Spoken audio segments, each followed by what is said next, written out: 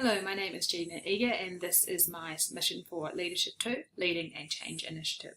So today I plan to talk about my justification for this change, the stakeholders who are involved with this, my overall plan, how my leadership style affects this, any other influences, and then my reflection. So what is the need for this?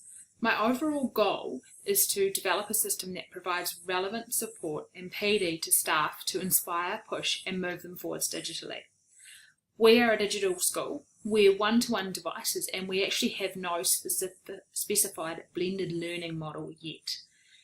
Teacher support and development is needed at school and based on the SAMR model, from my survey results I can see that most teachers are only accessing the substitution and augmentation levels of the SAMR model.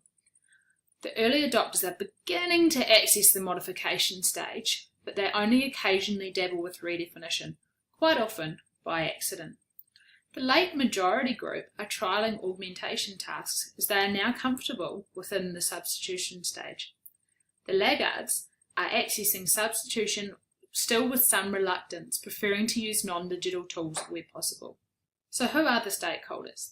Students, are they receiving the digital education that they need to do? Parents, are we justifying the cost of having each student buy a device through effective digital teaching? The teachers, so the early adopters, can I use them to help me? And how do I make sure they develop as well? Using a transformational leadership approach, I really hope to inspire these early adopters to help the early and late majority as well.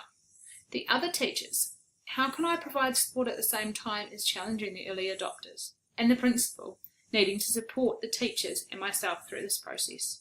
Here is a profile of the 18 classroom teachers at our school according to the Rogers Adoption of Innovation.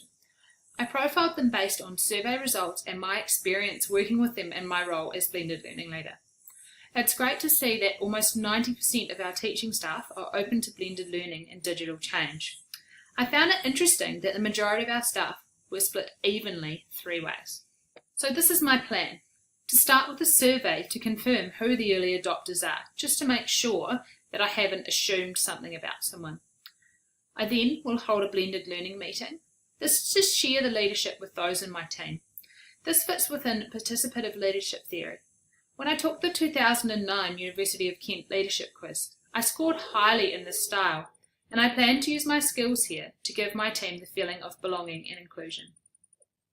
I then plan to move our staff through a professional development process towards a flex model of blended learning.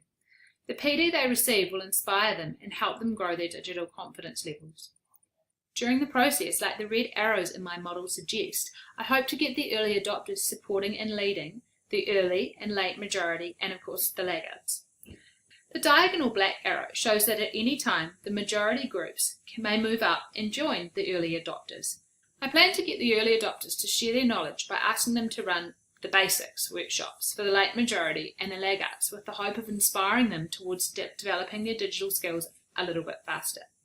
This is an important part of the process and is in line with Pearson, who states that for transformation to occur, leaders need to educate, inspire and motivate groups to have higher aspirations. At a different time, I hope to facilitate workshops for the early adopters on topics like the ones on the screen. This way, the early adopters are receiving input from an expert, in this case, myself and the other blended learning leader. They're not just helping the others. I think this is important as it will avoid them being torn between helping others out and developing themselves. This, I believe, is the truly innovative part of my project. Many schools use the experts to run workshops, without providing development opportunities for the experts themselves. I aim to begin this project as a visionary leader. I hope to inspire the early adopters and the rest of the staff to follow me on a blended learning journey. After I get the staff on board with this change initiative, I hope to switch to a more transformational leadership approach, that is, to inspire those around me to develop their skills and have higher aspirations, as discussed previously. Overall, I think my plan for leadership will fit within the situational leadership theory. Because of the nature of this project, my leadership style will need to change during its course, which is a key attribute of that theory. Here are some of the influences on my project. So the first thing is the survey. This shows me the current practice and what teachers need to work on specifically. Then I've also got the guidelines. I'm the blended learning leader along with another colleague. The principal has specified that PD must be part of the blended learning leader job description. Policies. Our school operates in a one-to-one digital environment. As I stated earlier, we don't have a specific blended learning model. We need to make sure that we do, and that teachers feel supported to ensure that students are receiving an effective digital education. My existing knowledge base and digital skills.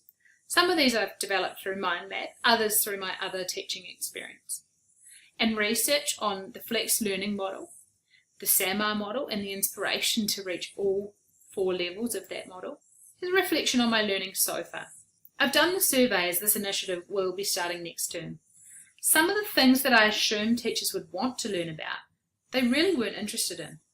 This is where I found out that some of the early adopters actually are not interested in leadership. Another thing I've learned is that I need to have confidence in myself as a visionary and a leader to help inspire others. The more confidence and excitement I show, the more I feel I'll really inspire them. Something else I've learned is that my leadership style is constantly changing, and I'm beginning to think that this is great. I'm really looking forward to seeing this project come to fruition.